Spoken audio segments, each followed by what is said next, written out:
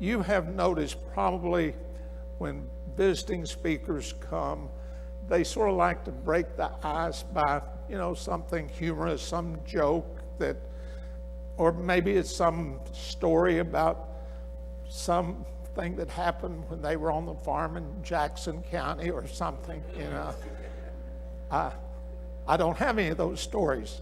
My jokes aren't funny. Ask my students, most of the time they didn't even get the joke. It's sort of like some of the parables that Christ would teach, and the apostles want to know, what's the meaning of this? Well, sometimes I have to sort of spell it out for my students. This was supposed to be funny, and they didn't get it.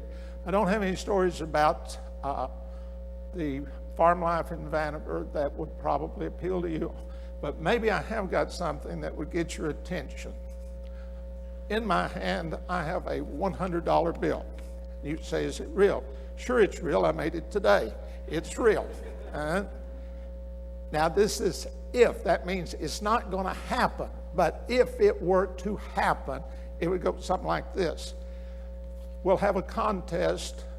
The person that can, on a piece of paper, and my assistant, who's sick and not here tonight, pastes out the papers. Now, this is an if situation. It's not going to happen. You're not going to walk away with this tonight. Trust me, that's not going to happen. But we're thankful for so many things. I want you to list as many things as you can that you are thankful for in the next 5 minutes. Now, some of you are doing that already in your head, even though you're not going to get that $100 bill. Now, Frank Bohannon is already ahead of you all by 15, because he's got 15 grandchildren. As fast as he can, he's writing those names down, right? But if we collected those and we look at what we're thankful for, would we all agree on what we're thankful for? Now, there'll be some of them, but now I want you to take that same list and put the number one thing that you're the most thankful for. Many of us would agree on that. Am I correct? I'm thankful that I'm a Christian. That's number one. I'm thankful that I'm a Christian, and I am thankful for the promise that I have, and I am thankful that I am a member of this congregation at Main Street.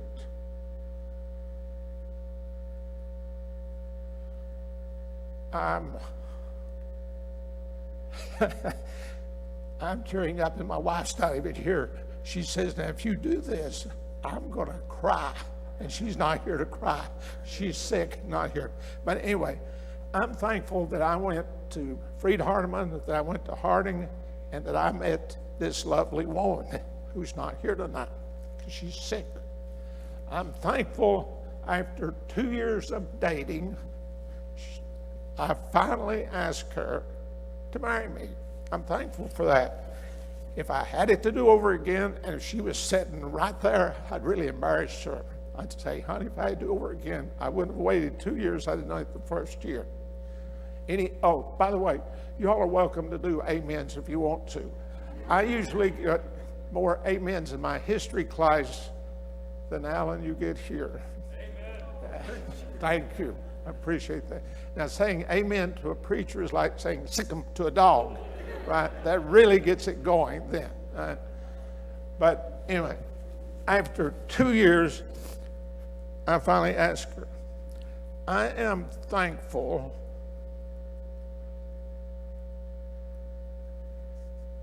that I'm a veteran. I served in the U.S. Army, stationed in Korea. I'm thankful for that. And looking back at it, I'm thankful, and I am probably one of the few that's thankful that he got drafted. You say, why on earth would anyone be thankful that he got drafted? Because it kept me from making a real bad mistake, marrying that girl from California. Because if I'd have stayed here, might be in California, but anyway, I'm glad that happened. The definition of a veteran is a person who serves honorably on active duty in the United States Armed Forces. Discharged marked general and under honorable conditions also qualified. It's not always been the way it is today. Now, I missed Vietnam by about 3 months. So I am not a combat veteran, but I know what was happening towards the tail end of Vietnam. Vietnam was so unpopular that GIs that were being discharged, when they would get to California, people were actually spitting on those veterans. And some of those veterans, or some of those GIs, as soon as they got discharged, they're off with their military clothes, they stick it in a trash can, they put on civilian clothes so that they're not marked as a soldier. And I did that too. I couldn't hardly wait to get out of that uniform and put on civilian clothes. We did not return to the warm welcome that World War II veterans got, or Korean veterans, or World War I, but only in recent years have the American veteran got the credit he deserves. So, any veterans here tonight, would you please stand? Please stand for me. Now, no applause, please, but would you please stand? We appreciate your service. Now, we are no longer in active military duty. We are a veteran, past tense. The definition of a soldier by Webster is one engaged in military service, and especially in the Army, an enlisted man or woman, a skilled warrior, a person serving in an army, member of an army. The Free Dictionary by Farley, if you've not heard of that, welcome. I had never heard of it either. But the free definition by Farley says this: one who served in an army, an enlisted person or non-commissioned officer, an active, loyal, or militant follower of an organization or worker, a person who has much military experience or military skill, a person who works zealously for a specific cause is defined as a soldier. But the one I like best is this one, because I made this up. A soldier is a person, male or female, who works zealously in the service of a country, king, or organization because of a feeling of loyalty, fear, or love. Now, quickly review these because I've got a question to ask you. If any of these definitions fit you today, please stand as we sing. Arise.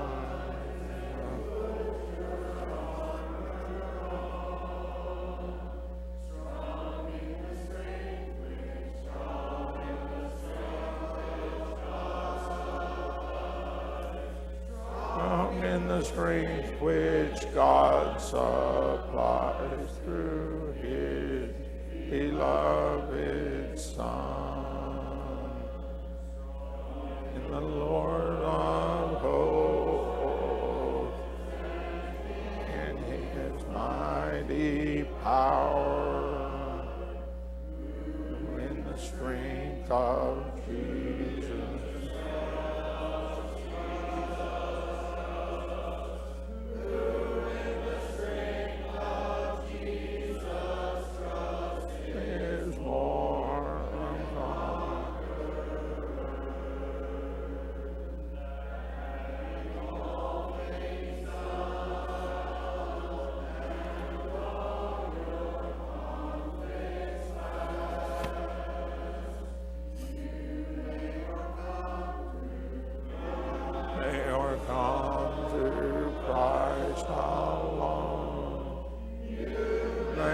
Come through Christ alone.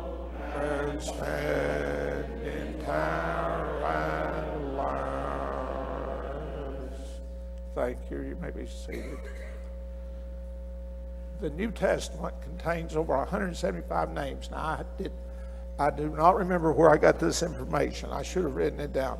But there's 175 names, descriptive titles, or figures of speech referring to Christians, applicable to both the individual and his group. Christians are referred to in the Bible as part of the kingdom, John 8, chosen people, royal priesthood, holy nation, Peter, the Church of Christ, Colossians, and what we're going to be discussing for the next two classes, soldiers. Now again, if you do the research and you find that there's not 175, there's 173, 174, I'm not sure. But anyway, I found that. But we're going to be discussing soldiers, the Christian soldier, for the next couple of nights. And some of these I forgot to clip out. In Philippians 2:25, Paul is writing, says, "Yet I suppose it necessary to send to you Epaphroditus, my brother and companion in labor and fellow soldier, but your messenger, that he might minister to my wants." Notice this terminology here, fellow soldier. So if Paul is referring to him as a fellow soldier, how does Paul see himself as? A soldier. Am I correct? And we, followers of Christ, are soldiers in his army. Now, we're going to be doing some of these. It'll take us the whole time tonight on this, and possibly we'll get to Timothy on tomorrow night, but I'll be coming back to these. Epaphroditus, fellow soldier of Paul. All that we know about this gentleman, we will find in the book of Philippians. The name Epaphroditus means a charmer, but it also compares to this name, which was the Roman goddess of love and fertility.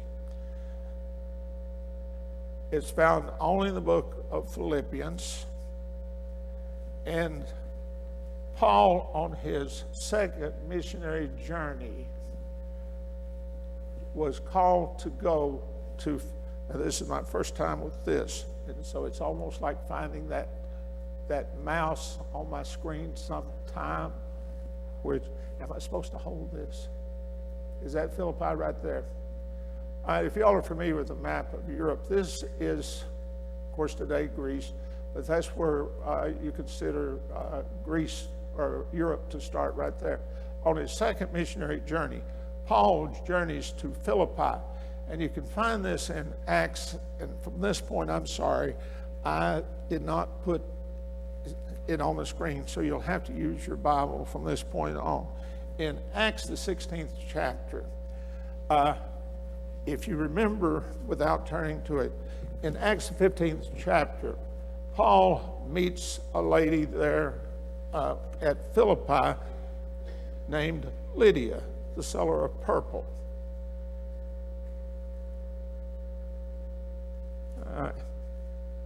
Okay. Maybe I was supposed to do it without this. We'll do it without it then. All right. But in Acts, the 16th chapter, Lydia is there at the river. Paul, she's converted. If you're ever on one of these programs where you can win a lot of money, and the question, like on Jeopardy, the first Christian convert in Europe, what's your answer? Lydia, first Christian convert. All right. Then going down, Paul and Silas in Acts the 16th chapter there in Philippi, they have a run-in with a slave girl who basically can foretell the future and making a lot of money for their masters by foretelling certain things. Well, she also realizes that Paul and Silas are followers of God. And so she's following after them. Now, it may take me a second to find the scripture, but she's following after them and saying,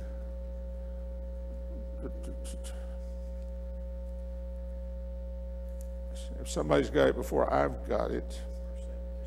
Verse 17. Thank you. All right, these men are servants of the Most High God, which show us the way of salvation. And she did this for many days. Now, this is almost like it's free publicity. But, Brother Ken, if someone was following after you day after day and saying, Ken Mears, the preacher of the gospel that will tell you all you need to know to be saved, how long would it be before this gets old? I mean, she's like a shadow to Paul and Silas. She's like glue stuck to him. So it goes day after day until the point that Paul says, enough of this, and casts the demons out, correct? Then the masters of this slave girl realize that their income is gone. They drag Paul and Silas to some kind of a trial there. Now, this Philippi, and if you went back to the very beginning where Paul goes to Philippi, it mentions the word colony.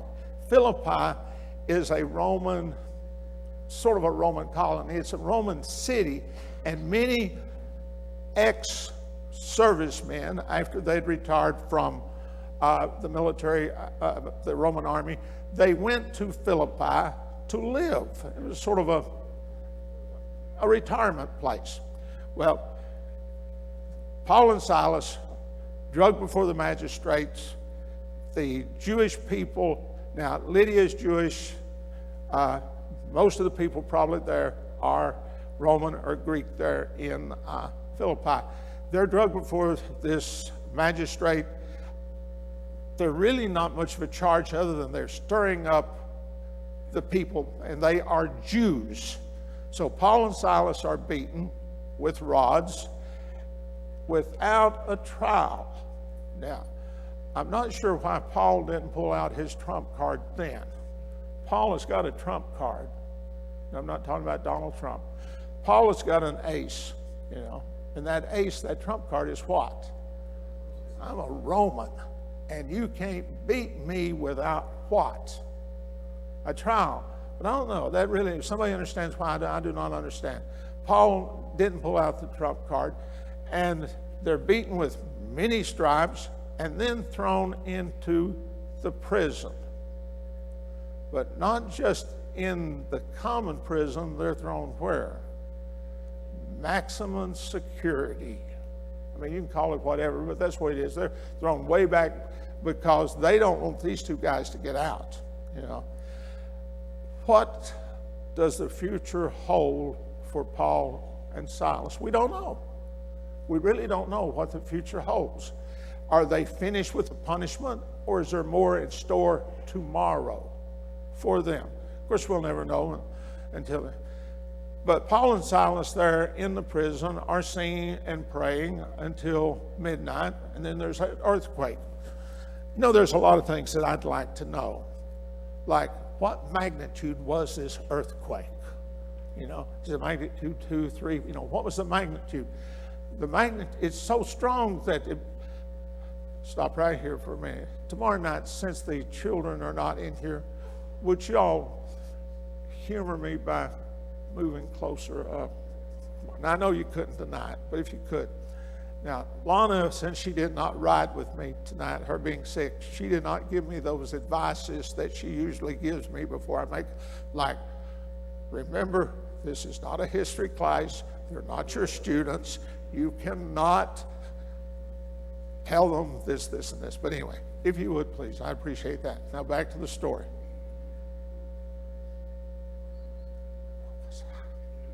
In the prison, thank you. Right, the earthquake is so strong. Now, Paul and Silas had to be in pain. I mean, they were beaten severely, thrown in this prison, and put on the floor with their feet through stocks, so they're probably their bottom is on, it's not pleasant. And the whole time they're singing and praying, and fellow prisoners aren't hearing them. The earthquake shakes the bonds loose, and the prisoners are still there. The jailer, though, now, in the research that I have done, the jailer is probably an ex-Roman soldier. It's sort of a retirement job for him. But he's still under Roman law as far as prisoners concerned. So the Roman jailer in a different part of the jail is awakened with this. Now, I've never been in an earthquake. Show of hands, and that's all. How many of you have been in an earthquake? Sometime or other, you all have done that. New Zealand's on the Ring of Fire. Yeah, we have 5 or 6 a year. 5 or 6. What's the strongest one you've been in? 7. Yeah. A 7? 7. Yeah. Is he saying 7? That's 7. All right. Shake hands off of the wall and all of that. Yeah, things are. Most of the cabinet doors will all open on their own. Yeah. This Roman jailer thinking they've escaped. I want to talk about something before I talk about that. Have you all thought how you don't want to die? Any hands? How you don't want to die. I have about every time I go through the nursing home and I see people laying in beds counting the bugs on the ceiling, and I tell my wife, it's not the way I want to go out of this world. My mother had a stroke just before she passed away. Not the way I want to go out of this world. Dad was suffering from dementia. The last time I visited him, he didn't know who I was. Not the way I want to go out of this world. The way I want to go out of this world is a massive heart attack. I want every valve I've got to blow. Boom, boom, boom, boom, boom. That's the reason I eat anything that's not good for me. If it's fat, if it's fried, pass me that fried chicken. Amen. Pass me that fried catfish. Amen. Pass me that fried mud turtle. Yeah, you know, if it, I'm sorry, what? Banana pudding. Is that not good for you? No. All right, well, add that to my list too. It's good, it's just not good for you. It's just not good for you. But this Roman soldier, he has probably thought of how he does not want to die. And how does he not want to die? Whatever they've got in store for him, and I do not know.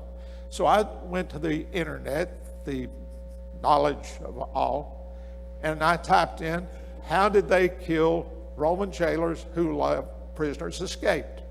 It couldn't tell me, but it did give me 10 ways Romans killed people. You don't want to know it. You don't want to read it. Now, when I do that at college, the first thing the next day is some of my students say, hey, I read that. I looked for it. And you were right, I shouldn't have looked at it. So I got down through number 5 of 10 ways Romans kill people. And I said, no, I'm not going to read 6, 7, 8, 9, 10. I have enough trouble sleeping at night as it is. I am not going to read those. But anyway, this Roman soldier realizes that taking his own life is desirable over what. So he's ready to fall on his own sword. He's pulled his sword out, and when Paul says, spare, we're all here, don't do that. But then the jailer, of course, calls for a light, because it's dark. He calls for a light. Men and or what must I do to be saved? Now, some are going to say, well, save from the earthquake. No, the earthquake's already over. He wants to know. Now, I have a little trouble with this. It says he's in a separate room, but surely he must have heard some of the songs. Surely he must have heard some of the prayers. Enough that he knows. So, they, of course, at the end of the chapter, he and his family are baptized. Do you realize now that you have a congregation here in Philippi made up of Jewish people and Greeks and Romans, a congregation that's diverse. A term now that's so popular in our country, diversity, and the church practiced it back then. But anyway, so that's where Epaphroditus is from. He's from the city of Philippi. Paul had visited it again on his second and then later on his third missionary journey. Philippians 2:25. The New King James says this.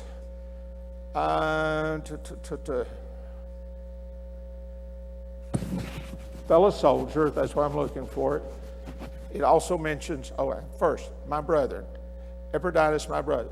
When Paul is referring to Epaphroditus as my brother, he's not talking about a physical brother, and you and I both know that, nor is he talking about a brother from the same country. We use that commonly, a brother from the same country. He's talking about a spiritual brother, a follower of Christ.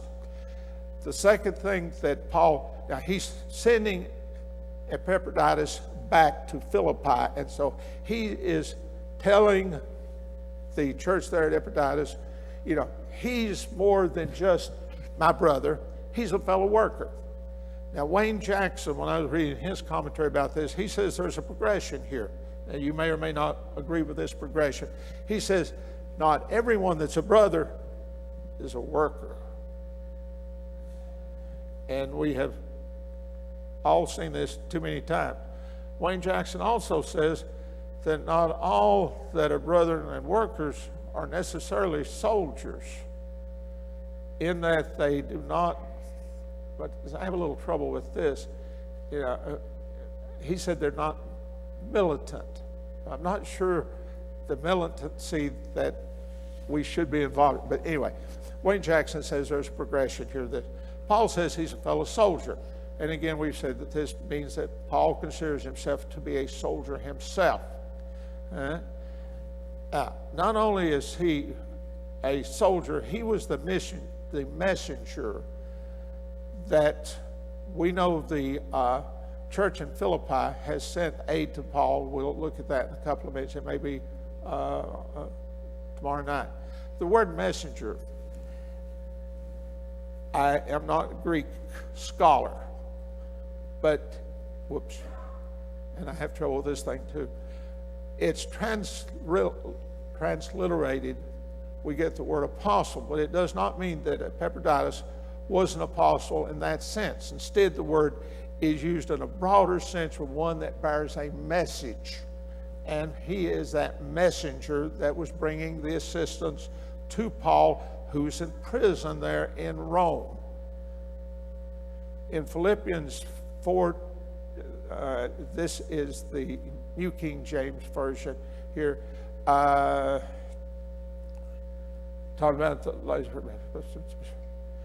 the church there in Philippi had maybe tried to send assistance once before, and they may have lacked opportunity, but now they've done that. Not that I speak in regard to need, for I've learned whatever state I am to be with content. Know how to abound, full, hungry, both to abound and suffer need. Now, the church during Paul's distress has sent assistance to Paul in Rome. Now, he's in prison at Rome at this time, and I would ask Alan about this yesterday, whether this is the time when Paul is in that 2-year confinement and he's got his own house, or if it's the imprisonment when he's in Caesarea. Most scholars believe that Paul is writing while he's in that Rome confinement. Even though he's not in those terrible Roman prisons, and I did research on that, thinking that that was maybe the prison that Paul was in, and about how I could gross you out by what conditions were like in some of those prisons. But he's not in one of those, probably at this time. But still, even though he's a Roman citizen, he's expected to supply his own food. So the church in Philippi, we get farther down into the book, the church in Philippi is sending Paul assistance. And Epaphroditus is that messenger that brings that assistance to him.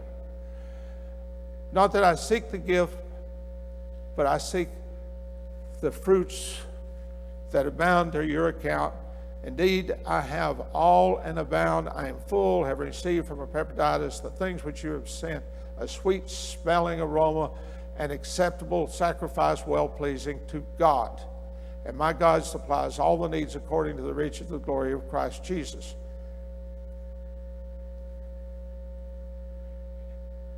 It's not that it is that probably 2 years in confinement that we find in Acts 28, 16 and 30, where he was renting his own home.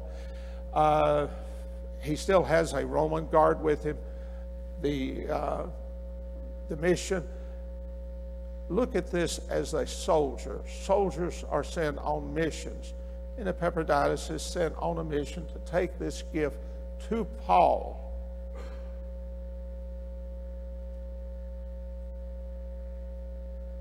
Philippians 2:25, who ministered to my needs.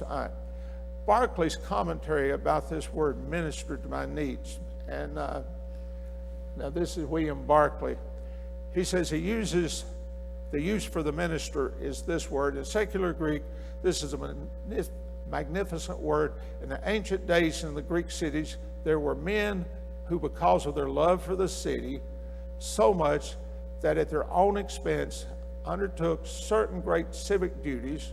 It might be defraying the expense of an embassy, or the cost of putting on one of the dramas for the great poets, or of training athletes who might represent the city in the games, or fitting the athletes who might or fitting out a warship and paying for the crew to service the navy of the state.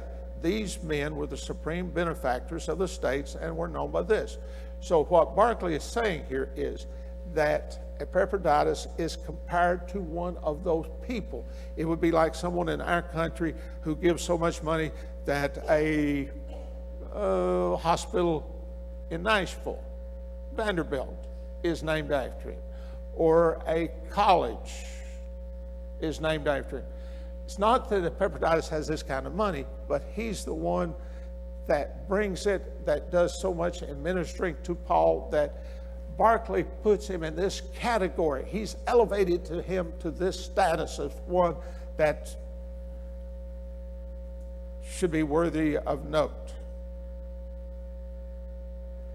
Now, Epaphroditus, from the best we can tell, had made the journey, but then he got sick, either going to Rome or while he's in Rome taking care of Paul.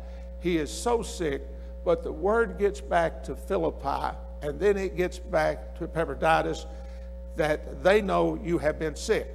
So it's bothering Epaphroditus. And Paul says, for he longs after you and was filled of heaviness because that you have heard that he had been sick. Some of the commentaries I read said that he's homesick for Philippi, for indeed he was sick nigh to death. Now, those of you that have been in the military, such as I was 20 years of age and I still was homesick. He is homesick, according to some. He's nigh to death, but God had mercy on him. And not on him only, but on me also. Now, the me, of course, is Paul, lest I should have sorrow upon sorrow. The first sorrow is Paul's imprisonment. But if Epaphroditus dies, Paul is saying it's more sorrow on top of that. It's sorrow upon sorrow. But God has had mercy on him and has spared his life, lest I, Paul, should have sorrow upon sorrow. Now, Paul says, I sent him therefore the more carefully, that when you see him again, you may rejoice, that I may be the least sorrowful. Some of the commentators say that the church at Philippi may have thought that Epaphroditus, even though he did make it to Rome, didn't fulfill the full mission, that he might not have done as much as he should have done. And Paul is sort of setting the stage for his return by saying, receive him.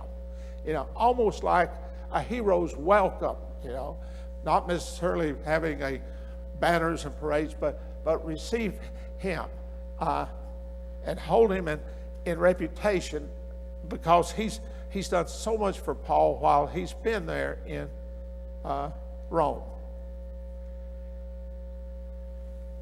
The New King James Version says, because for the work of Christ he came close to death, not regarding his life to supply what was longing.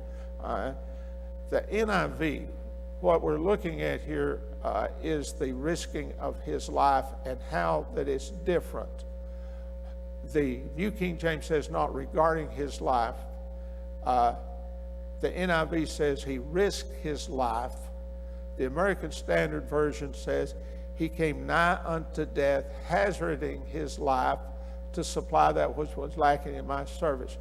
Barclay, I'll get to that, the hazard in his life, there's this Greek word in the early days of the church. And if you remember Christ in Matthew 25, verses 36 and 40, Christ is saying about feeding the needy, taking care of those in prison. And they said, when have we seen that? Well, you did it at least to me, you did it to them. But anyway, Paul, I'm sorry, let me back up here. He says, naked and you clothed me, I was sick and you visited me, I was in prison and you came unto me. But there is a group of early Christians that were associated, that were called by this. Some call these the gamblers.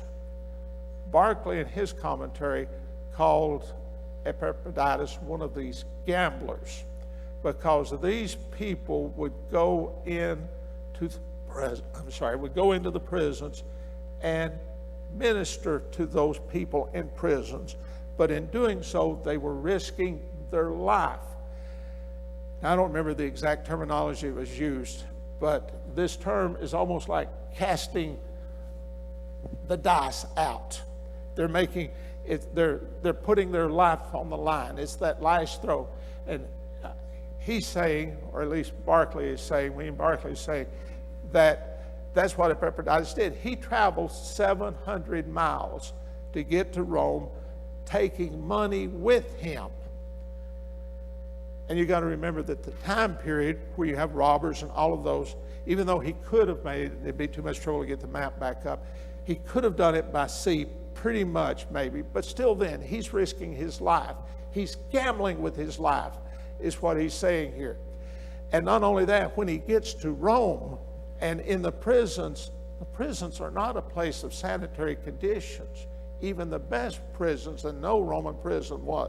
Of course, Paul again was probably in his own private home, but he risked his life. But by this time, Paul, now he's waiting to be put on trial, but Paul has been labeled as a traitor, as treason, which was the highest crime that you could commit as far as the Roman government is concerned, being a traitor or being accused of treason.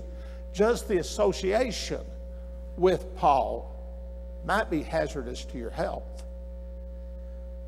Or what he was doing in the prisons, working with Paul and maybe other prisoners, he's gambling with his life. That's what they're saying here in this. The distance he traveled, again, 700 miles, association with Paul, worked in the prisons.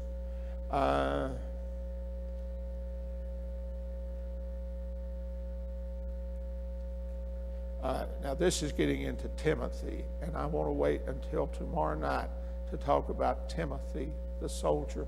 And from what I can tell, it is probably close to the time for the class to end.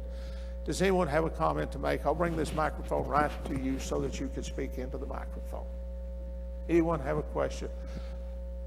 I'd like to think you all be back tomorrow night with someone with you, and that would tell me that I might have done a pretty good job tonight. But thank you for your attendance, and I will see you all tomorrow night, Lord willing.